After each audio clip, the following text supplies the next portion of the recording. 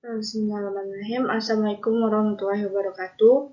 Selamat siang, saya Sarani Amalia, NIM C1C022034 dari ruang 009 akan melaksanakan presentasi saya yang berjudul KUP, Hak dan Kewajiban Wajib Pajak dan Fiskus, NPWP dan NPPKP.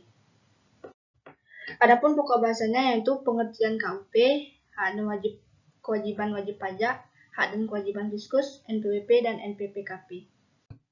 Pengertian KUP. Nah, jadi pengertian KUP atau ketentuan umum tata cara perpajakan adalah hukum formal yang berisikan peraturan-peraturan mengenai tata cara pelaksanaan pemungutan pajak oleh negara.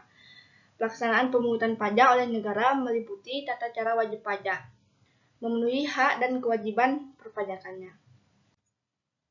Selanjutnya, memasuki hak dan kewajiban wajib pajak.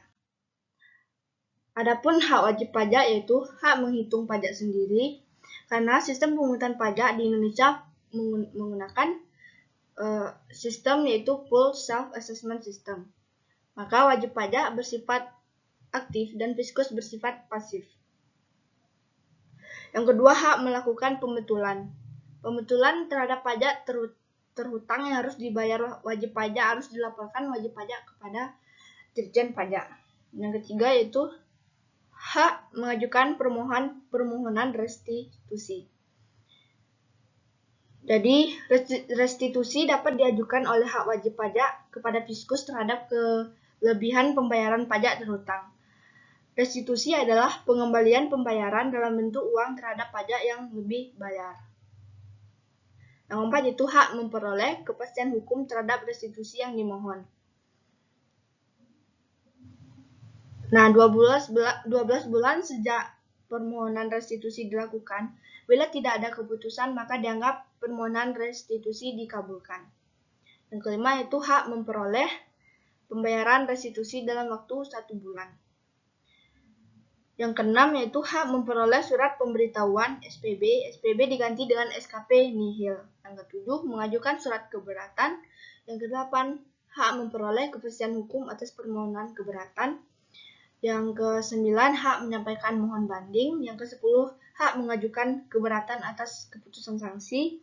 Yang ke-11, hak memperoleh kepastian hukum atas perkara pajak daluarsa suatu masalah dalam perpajakan adalah 10 tahun setelah pajak terhutang berakhir. Nah, yang ke-12 ya ada hak wajib pajak yang lainnya. Selanjutnya itu kewajiban wajib pajak. Nah, jadi selain wajib pajak mempunyai hak, wajib pajak juga mempunyai kewajiban, yaitu mendaftarkan diri pada kantor DJP. Yang kedua, melaporkan usahanya pada kantor DJP untuk dikukuhkan menjadi pengusaha kena pajak PKP. Yang ketiga, mengisi surat pemberitahuan dan menyampaikannya ke kantor DJP. Yang keempat itu menyampaikan surat pemberitahuan. Yang kelima yaitu membayar atau menyetor pajak menggunakan surat setoran pajak ke kas negara. Yang keenam itu membayar pajak yang terutang. Yang ketujuh menyelenggarakan pembukuan bagi wajib pajak orang pribadi atau badan yang melakukan kegiatan usaha. Selanjutnya memasuki materi hak dan kewajiban fiskus. Jadi hak fiskus yaitu memberikan penyuluhan kepada wajib pajak. Penyuluhan diberikan kepada masyarakat dalam rangka pembinaan kesadaran wajib pajak. Yang kedua yaitu melakukan penelitian dan pemeriksaan dengan asas praduga tak bersalah. Nah, jadi fiskus tidak boleh melakukan penelitian dan pemeriksaan tanpa menggunakan asas praduga tak bersalah, yaitu meliputi verifikasi lapangan maupun di kantor dan pemeriksaan lapangan. Yang ketiga, menindaklanjuti hasil verifikasi atau penelitian, yaitu dengan cara menerbitkan surat ketetapan pajak sebagai saksi administrasi berupa STP, SKPBT, SKPLB, SKPB, SKPN. Yang keempat, yaitu melakukan penyelidikan. Yang keenam, itu penagih pajak. Penagih pajak dengan surat paksa diatur dalam Undang-Undang Nomor 19 Tahun 2000. Yang kelima yaitu yang keenam yaitu hak mendahului dari hasil lelang yang dilakukan. Fiskus dapat mendapat prioritas utama untuk pembayaran kredit pajak. Jika ada sisanya, baru untuk kreditor lainnya. Nah, selanjutnya yaitu kewajiban fiskus. Nah, jadi fiskus itu mempunyai dua kewajiban. Yang pertama kewajiban umum dan kewajiban khusus. Kewajiban umum yaitu melayani kebutuhan wajib pajak secara umum, misalnya melayani wajib pajak dalam pendaftaran sebagai wajib pajak, maksudnya untuk mendapatkan NPWP. Yang kedua itu melayani wajib pajak dalam mengisi SPT, PPh tahunan, PPh masa, SPT PPN masa.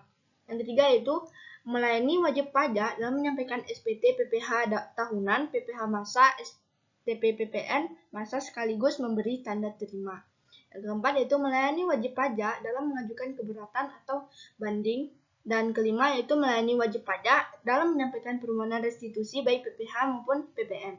Yang keenam, melayani wajib pajak dalam mengajukan kompensasi. Yang ketujuh, melayani wajib pajak dalam mengajukan permohonan cicilan atas tunggakan. Yang kedelapan, melayani wajib pajak dalam mengajukan pembetulan atas SPT yang telah disampaikan. Yang kesembilan yaitu kewajiban menerbitkan surat-surat putusan berkenaan dengan permohonan restitusi dan keberatan dalam waktu 12 bulan setelah tanggal syarat permohonan, penerapan norma perhitungan, izin penggunaan pembukuan dalam bahasa asing. Nah, yang terakhir yaitu adalah kewajiban khusus. Kewajiban khusus yaitu bagi pejabat KPP termasuk penyidik pajak, yaitu tidak memberitahukan kepada yang tidak berhak segala sesuatu yang diketahui atau diberitahukannya kepadanya oleh wajib pajak dalam rangka jabatan atau pekerjaan untuk menjalankan peraturan perundangan perpajakan atau rahasia jabatan. Nah, selanjutnya yaitu NPWP dan NPPKP. Jadi NPWP adalah sarana dalam administrasi perpajakan yang dipergunakan sebagai identitas wajib pajak dalam melaksanakan hak dan kewajiban perpajakan dalam Undang-Undang KUP Pasal 1. Sedangkan NPPKP adalah nomor yang diberikan kepada pengusaha yang memenuhi syarat sebagai PKP terhadap wajib pajak atau pengusaha kena pajak yang tidak memenuhi kewajiban untuk mendaftarkan diri dan melaporkan usahanya, maka dapat diterbitkan NPWP dan atau pengukuhan pengusaha kena pajak secara jabatan. Nah, hal ini dilakukan Direktorat Jenderal Pajak jika berdasarkan data yang diperoleh oleh WPOP atau badan pengusaha tersebut telah memenuhi syarat untuk memperoleh NPWP dan pengukuhan PKP Undang-Undang Pasal 2 Ayat 4 dan 4A. Dan fungsi pendaftaran dan pencantuman NPWP yaitu untuk persyaratan administrasi, mempermudah usaha perpajakan. Contohnya itu mengurusi restitusi pajak, pengajuan pengurangan pembayaran pajak, mengetahui jumlah pajak yang mesti dibayar, dan pemotongan pajak yang rendah. Kemudian sanksi dan hapusnya NPWP dan NPPKP. Penghapusan NPWP itu apabila kita sebagai wajib pajak sudah tidak memenuhi persyaratan subjektif dan objektif, dapat mengajukan penghapusan NPWP dengan cara menyampaikan permohonan secara tertulis ke kantor pelayanan pajak tempat Anda terdaftar, baik secara langsung maupun pos atau jasa ekspedisi.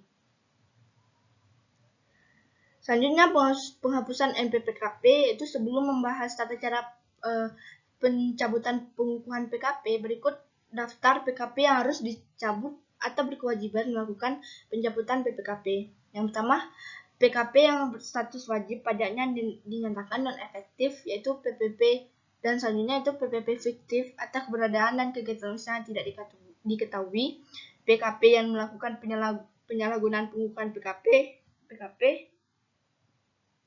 yang telah pindah ke wilayah PKP lainnya, PKP sudah tidak memenuhi persyaratan sebagai PKP telah dipusatkan tempat terutangnya PPN di tempat lain, PKP tidak memenuhi subjektif atau objektif sesuai peraturan perundang-undangan perpajakan yang berlaku.